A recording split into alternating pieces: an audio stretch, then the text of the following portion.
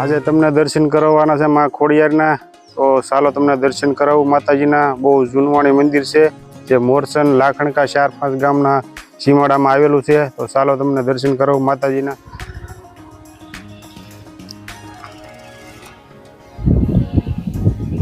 આ બધા જંગલની વિસ્તારમાં માતાજીનું મંદિર આવેલું છે. આ તમે જોઈ રહ્યા છો તે છે જંગલ બધું.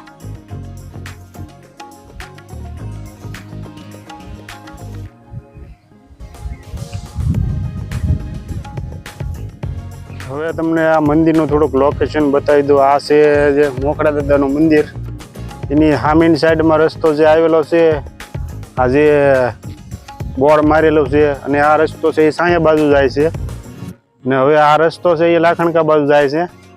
તો આ છે ખોડિયારમાં મંદિરનું લોકેશન, અને આ રસ્તે આપણે જવાનું છે.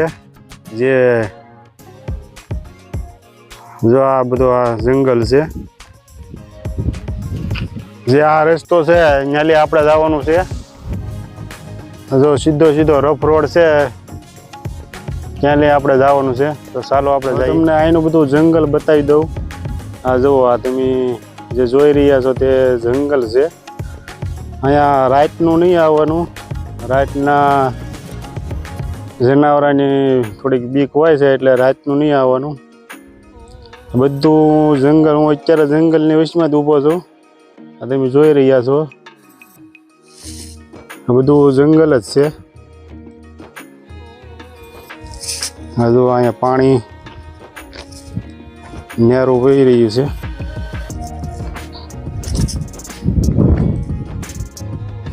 જો આ છે